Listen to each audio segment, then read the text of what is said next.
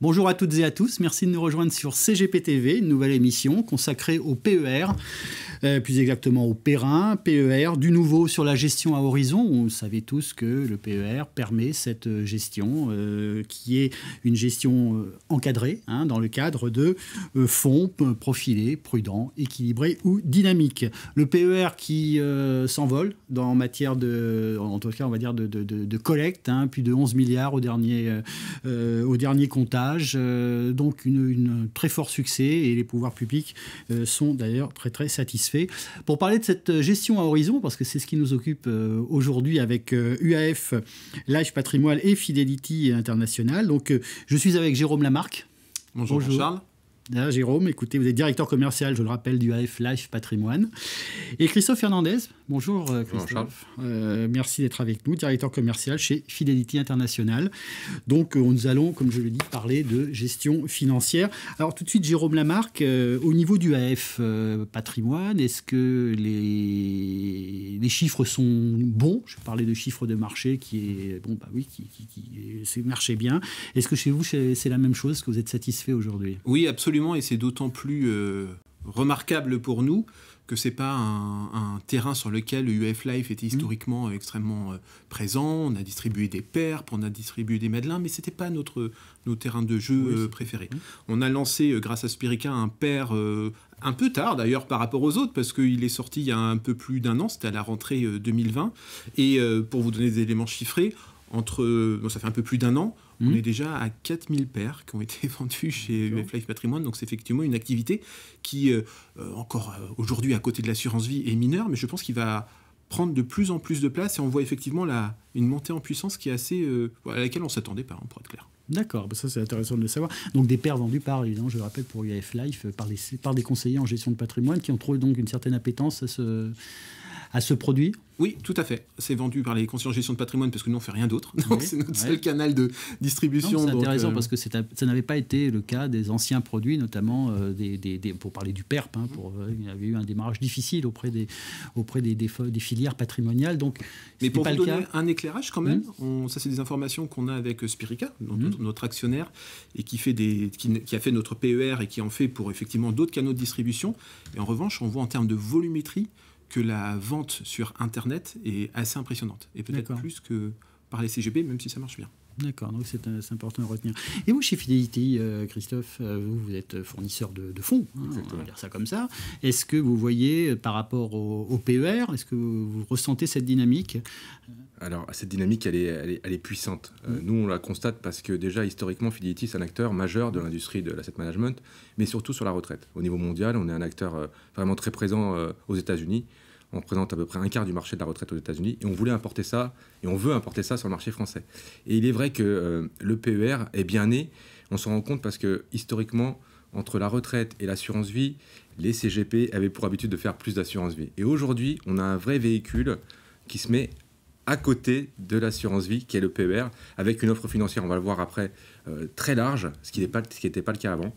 Et à travers notre solution, ce sont les targets, entre autres de nos autres solutions, où on a vraiment une solution dédiée à la retraite. Et on le voit aussi, nous, sur les chiffres, une collecte en perpétuelle accélération depuis 5 ou 6 ans qu'on pousse la retraite. Et depuis 1 an et demi, on voit une explosion, finalement, de souscription sur ce type de véhicule, parce que c'est simple, parce que c'est efficace, on reviendra après, mais vraiment, en termes de chiffres, je peux vous donner des chiffres. Aujourd'hui, sur le bureau parisien, ça représente 200 millions d'encours.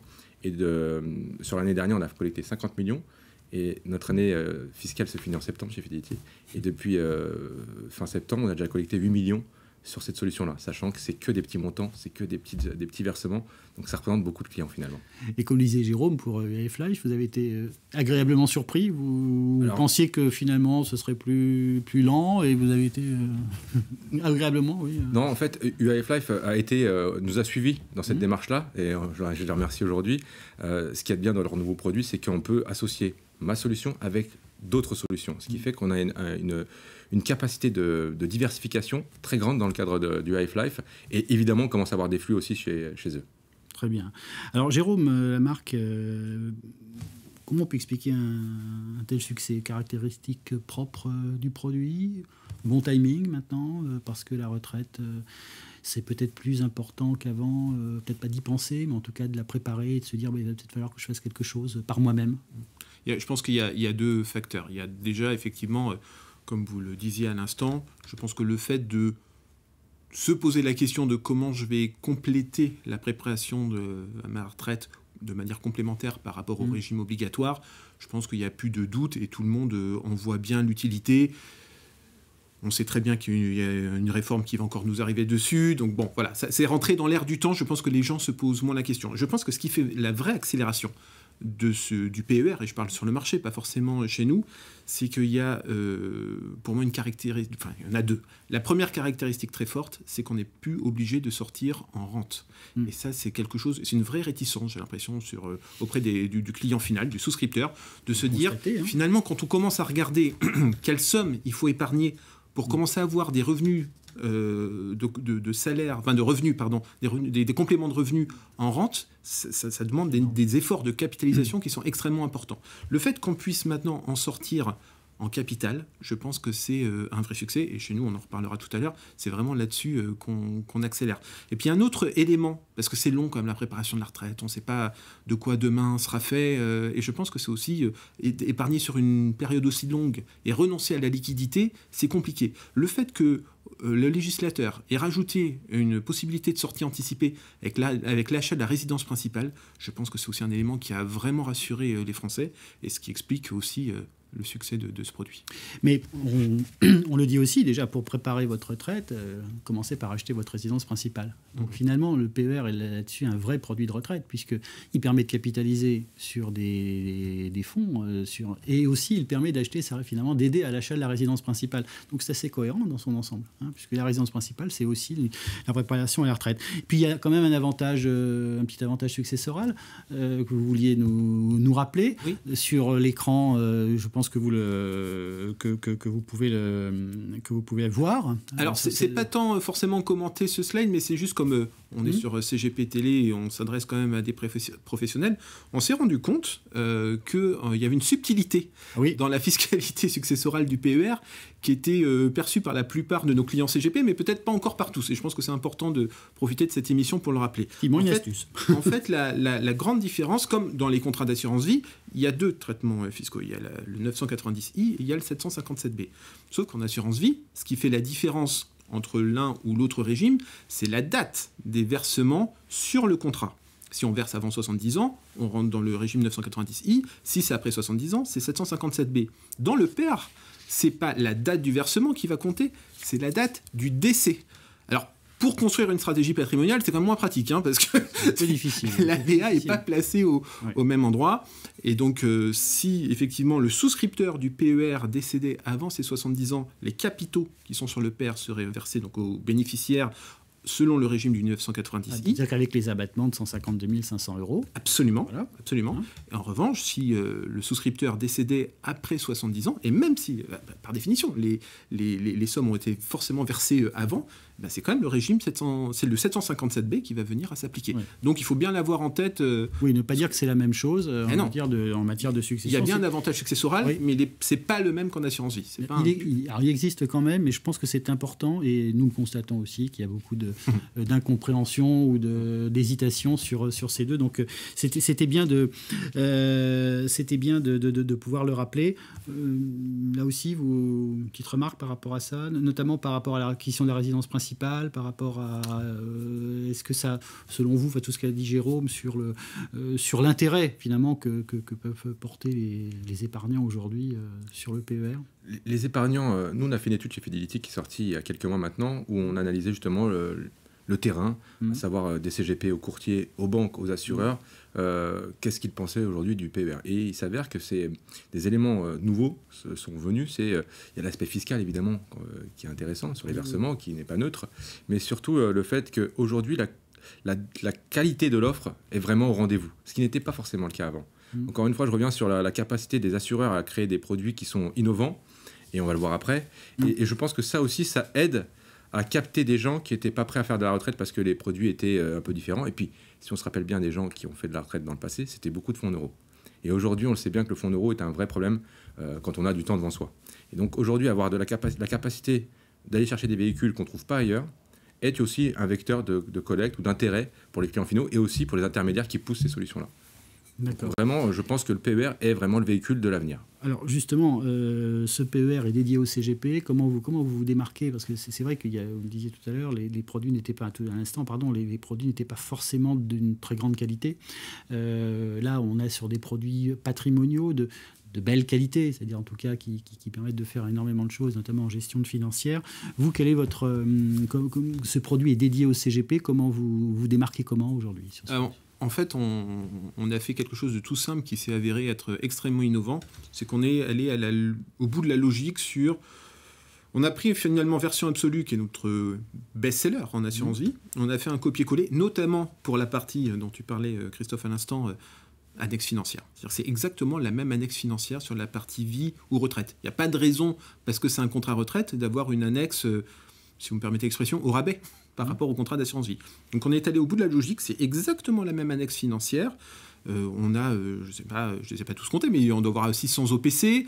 On en a parlé la dernière fois qu'on s'est vu, Jean-Charles. Nous, on a toujours beaucoup travaillé sur les actifs non liquides. Private, oui. Le private equity, l'immobilier. Et c'est exactement la même offre de private equity en assurance vie et dans le PR. Et c'est la même chose pour l'immobilier. Donc vraiment un contrat extrêmement ouvert. Je pense qu'on doit approcher les 800-900 supports différents, parce que je ne parle pas des titres vifs, je ne parle pas des ETF, je ne parle pas de la gamme ISR, parce que c'est aussi un vrai sujet.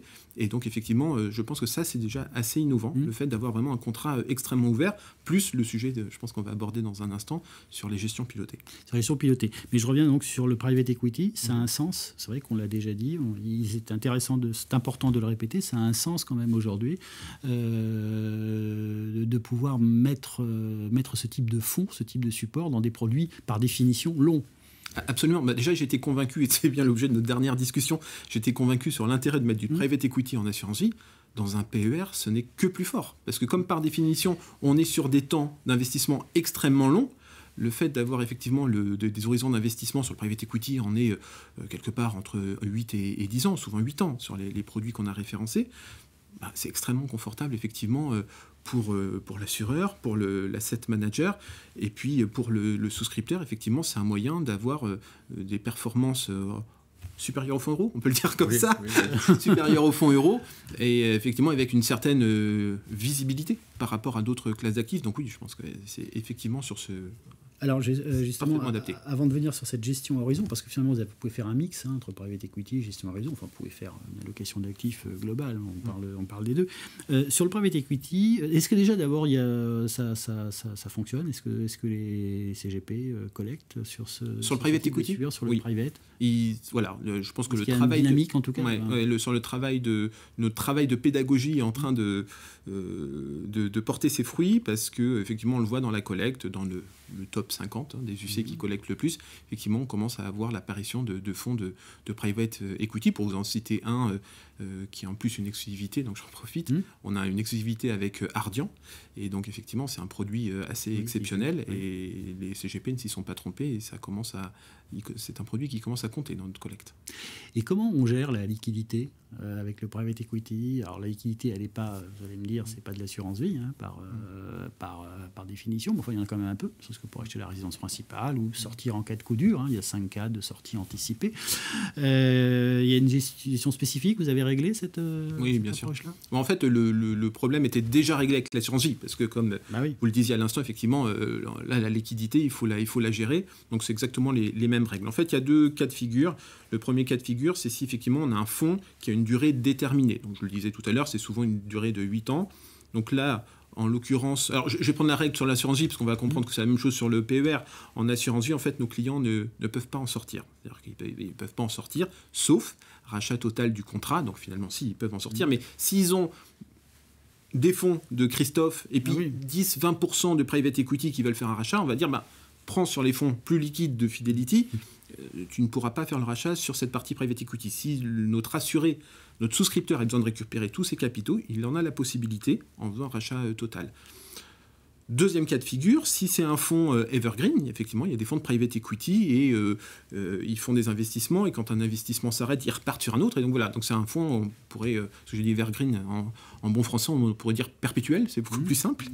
Et là, la règle est plus simple, c'est-à-dire que nos clients peuvent en sortir par arbitrage ou par rachat partiel.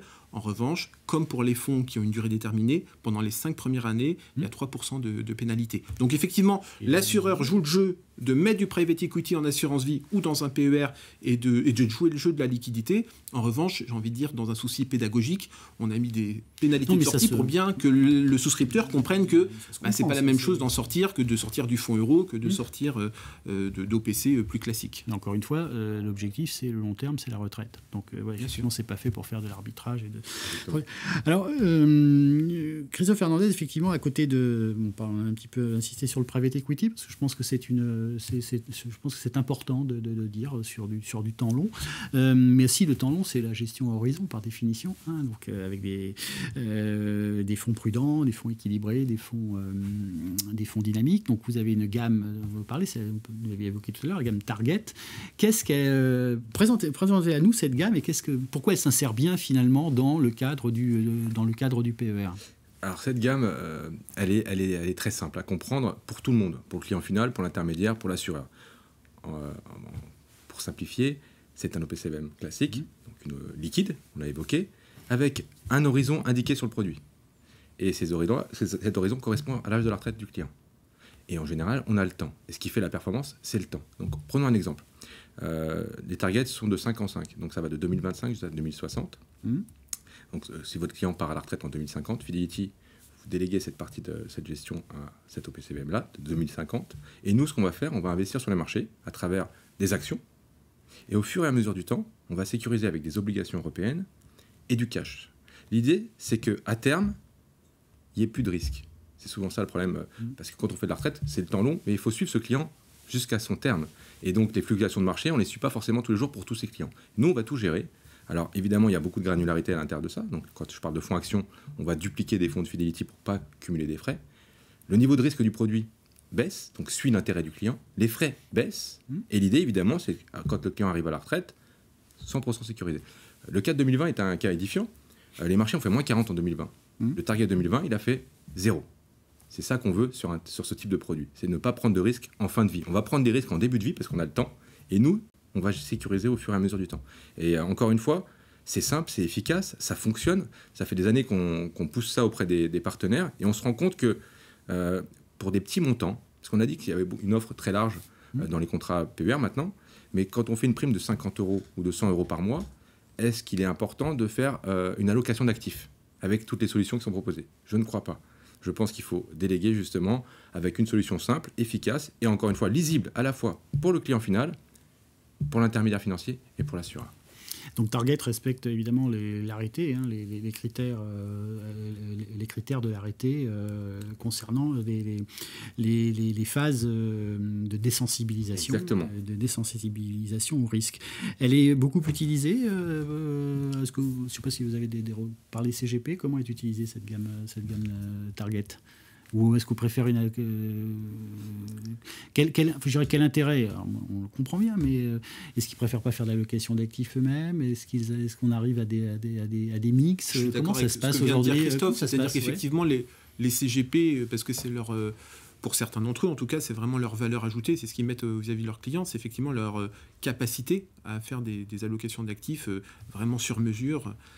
Mais Christophe l'a dit à l'instant, c'est-à-dire effectivement, je pense que quand on a un client extrêmement important pour le cabinet et son PER est également d'un montant avec des encours non significatifs, je pense que ça vaut le coup que le CGP passe du temps avec son client pour faire du sur-mesure. Mais il y a peut-être aussi dans le cabinet un grand nombre, parce qu'effectivement, on en parlait, c'est un produit de masse où il y a beaucoup de contrats qui sont souscrits. Au bout d'un moment, le CGP ne va pas pouvoir faire du sur-mesure avec des centaines de clients. Donc, Christophe, avec sa solution Target, propose quelque chose. Nous, on a d'autres solutions en magasin. Et je pense qu'effectivement, ça sert aussi, c'est pour accompagner nos clients CGP, pour leur permettre d'industrialiser dans de bonnes conditions les allocations d'actifs sur ces contrats qui, on l'a dit encore une fois, il y a du temps long devant. Donc avoir un gestionnaire qui va gérer sur de nombreuses années, je pense que c'est important. Ils utilisent le versement programmé suffisamment, peut-être pas suffisamment aussi. Parce que vous me parliez de petites sommes finalement. C'est une de vos oui et non. Peuvent être programmées. C'est peut-être une des surprises qu'on a nous sur le PER, c'est que ce ne sont pas des montants si petits que ça. Les encours moyens, on est déjà à autour de 25 000 €. Donc c'est quand même pas totalement... c'est un peu plus de 2 fois la moyenne. Effectivement, on a un biais parce que c'est des CGP, donc on peut imaginer aussi que c'est un public un peu plus SP+, que la moyenne du marché, certes. Mais c'est déjà des montants un peu importants. Puis il y a 2 autres chiffres qui nous ont marqués et qui sont différents de ce qu'on a l'habitude de voir en assurance vie, c'est que aujourd'hui, on a à peu près 1/5, donc 20% des contrats sur lesquels il y a des versements programmés mis en place. Aussi, je pense que tu ne me contrediras pas, Christophe, les versements programmés sur le temps long, surtout quand on va sur des actifs un peu risqués, ça a tout son sens. Aujourd'hui, on est à 7000 points. Mettre tout sur le rouge si demain on a une correction, c'est un peu compliqué. Commencer sur un petit contrat et faire des versements réguliers, même si demain il y a une correction, on va beaucoup mieux le vivre. Le principe des versements programmés. Oui. Exactement. Et puis l'autre point, parce qu'effectivement, on ne va pas se mentir, dans les contrats d'assurance vie, la gestion pilotée n'a pas encore trouvé sa place sur le marché français. Sur le PER, on a déjà 15% de nos contrats avec la gestion pilotée. Alors, en l'occurrence, le chiffre que j'ai, ce n'est pas les chiffres de tes fonds, Christophe, c'est la gestion pilotée à horizon qui est proposée par Spirica. Et effectivement, en aussi peu de temps, avoir déjà 15% de nos contrats équipés, je trouve que c'est un bon indicateur. Puis comme les performances ne sont pas trop mauvaises, je pense que c'est un chiffre qui va vraiment accélérer l'année prochaine. Donc un biais positif sur on veut dire, enfin, une approche plus positive sur le principe du versement programmé pour lycée. Vous le disiez très bien, c'est vrai et sur la gestion pilotée, où effectivement on se rend compte que je pense un certain nombre de CGP vont être d'accord avec le discours qu'on vient de tenir en disant sur certains clients, ça vaut le coup de faire du sur-mesure, mais sur d'autres clients, utiliser des solutions de gestion à horizon ou de gestion pilotée, ça peut avoir du sens. Complètement. Aujourd'hui, alors seulement dans la poche action, qu'est-ce que vous... Il y a dans la poche action. Est-ce que vous avez également du private equity dans la poche action? Ouais, c'est 100% coté. C'est 100% coté. 100% coté. L'indice de référence, c'est le MSCI World. D'accord. Donc, selon moi, c'est celui qu'il faut utiliser quand on fait des allocations d'actifs. Et ce qui est vraiment important, je pense, dans le PER, ce qui est très différenciant par rapport à l'assurance vie, c'est pas le problème de rentrer sur les marchés. Le problème, c'est quand on a de l'argent, dans le cadre de la retraite, on y va petitement ou si on a le temps. Pour moi, il n'y a pas de sujet. Le vrai problème, c'est la sortie. C'est pour ça que la gestion à horizon ou les fonds à horizon, ça a du sens parce que ce qui doit être géré avant tout, c'est cette sortie. Pour ne pas se retrouver avec un choc de marché à 1 an de la retraite où finalement tout ce qu'on aura capitalisé, on l'aura perdu. C'est ce que permet la grille de désensibilisation de chez UEF, ce qui permet nos fonds à nous. Et je pense que c'est comme ça qu'on doit adresser le marché de la retraite aujourd'hui, avec des fonds qui gèrent la sortie et non pas l'entrée. Donc moi, c'est des fonds 100% actions au départ. Et 100% liquide. 100% liquide. Donc ils se marrent, donc ils peuvent se compléter très bien. Moi, si le client n'est pas content, il peut sortir à tout moment, même si c'est engagé. Enfin, si nous, on a pris un biais de gestion jusqu'à 2060, il peut sortir à tout moment. Et ce qui est intéressant après, c'est qu'on intègre des obligations européennes, où là, dès qu'on intègre déjà des obligations européennes, l'idée, c'est de préserver les performances qu'on a fait dans le passé, et puis après on met du cash, et après le fonds disparaît. Là aussi, c'est intéressant, c'est que le fonds disparaît. Le fonds disparaît, ce qui est rare pour un OPCVM. En général, il n'y a jamais de fin. Là, ces produits disparaissent 5 ans après le terme. Ils peuvent être arbitrés à tout moment, encore une fois, pour reprolonger s'il y a une perspective de retraite plus lointain, ou à d'autres projets, ou une transmission. Enfin bref, on peut refaire tout ce qu'on veut, arbitrer quand on veut, mais vraiment, le fonds disparaît, ce qui fait qu'il y a vraiment cette gestion dédié à la retraite. D'accord, oui, c'est important de voir qu'il y a une date, une espèce de philosophie tontinière presque. Presque, oui, complètement. Je dis bien philosophie, oui, complètement. On est bien d'accord. Pour revenir, Jean-Charles, sur la partie de gestion pilotée, justement, ce qui est intéressant, parce qu'on a 2 approches différentes et les 2 sont accessibles dans le contrat. Nous, sur la gestion pilotée horizon, justement, on a mis nos convictions. On a mis du private equity, c'est la question que vous posiez il y a un instant. On a mis de l'immobilier, parce que c'est une conviction extrêmement forte. Il y a aussi du fonds euro, parce qu'on est assureur et c'est aussi un très bon outil sur la partie préservation du capital. Voilà. Donc nous, on a accès à ce formidable outil et on continue de l'utiliser. Et évidemment, la 4e poche, c'est une poche action, plutôt monde d'ailleurs, action monde. Et donc c'est vraiment notre gestion pilotée se fait autour de ces 4 piliers qui font partie, enfin, j'ai envie de dire, c'est un peu la solution Spirica Inside, parce que c'est bien les convictions qu'on porte avec Spirica depuis maintenant de nombreuses années.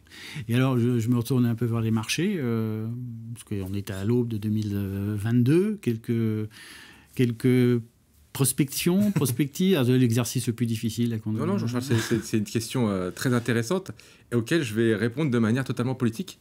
Ouais, très bien.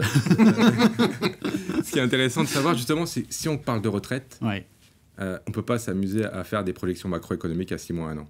Parce qu'il y aura toujours une raison de ne pas investir sur les marchés. Alors que quand on a 15 ans, 10 ans devant soi, il faut investir. Si on prend toutes les périodes passées, il y aura toujours une raison de ne pas aller sur les marchés. Aujourd'hui, c'est vrai que les marchés, on peut les considérer comme chers, mais ils ont déjà été chers. Et ceux qui ont fait, par exemple, mes fonds target depuis 10 ans, et ils sont à des performances qui sont très nettement au-dessus du fonds en euros. Je vous invite à regarder les performances des fonds, mais c'est vraiment remarquable. Et je pense que celui qui a 10 ans devant lui ne doit pas se poser la question est-ce qu'il faut y aller maintenant ou pas. Il faut y aller. C'est tout. Quitte à y aller par versement programmé. Exactement.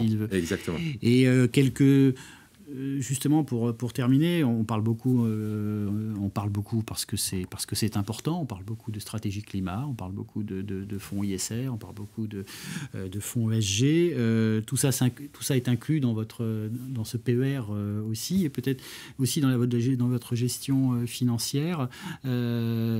Sur l'ISR, vous avez une. On a créé une gamme, c'est-à-dire pour donner de la visibilité sur ce sujet, parce on considère que c'est un sujet important. Donc ça fait 2 ans qu'on a constitué une gamme qui permet effectivement à nos clients, et donc au CGP, donc au client final, vraiment de choisir des fonds. On a regardé vraiment ce qu'il y avait dans le moteur. C'est-à-dire qu'on évite, parce que c'est un peu un écueil que craignent certains de nos clients, on évite le greenwashing. Ouais. Donc effectivement, on a vraiment des fonds qui font ce qu'ils disent, et c'est vraiment quelque chose qu'on a vérifié. C'est quelque chose qu'on va remettre à jour au début de l'année 2022, donc c'est imminent. Ce sera, je pense, un de nos axes de communication assez fort, parce qu'on y croit beaucoup. Et comme je vous l'ai dit, comme on a fait exactement un copier-coller de l'offre financière de ce qu'on a en assurance vie sur le PER, cette gamme existe déjà, et quand ça sera mis à jour, évidemment, on pourra en profiter et en assurance vie et dans le PER. Et vous, votre optique, Christophe, sur cette ISR, ce bouleversement ISR, en fait. Alors, c'est vrai que l'ISR, c'est vraiment l'approche franco-française, je dirais. Oui. Chez Fidelity, c'est plutôt l'ESG, qui est une enveloppe, qui est une approche plus globale. Fidelity est un énorme acteur du marché, plutôt difficile à bouger. Pour autant, moi, de l'intérieur, ça fait 15 ans que je suis chez Fidelity, je vois vraiment les choses qui changent. Aujourd'hui, il n'y a pas un seul analyste qui travaille que sur le financier. Il y a aussi une analyse extra-financière avec un outil propriétaire. Et aujourd'hui, notre gamme, on ne va pas se parler d'article 8 ou d'article 9, c'est les nouvelles normes européennes. Oui, les targets, en 2022, toute cette gamme horizon de fonds retraite vont passer à l'article 8. D'accord. Une gamme d'article 9 va sortir également. On a vraiment... Je pense que 90% de notre gamme, à terme, sera article 8 ou 9. Donc on est vraiment dans ce qu'on appelle le vrai ESG.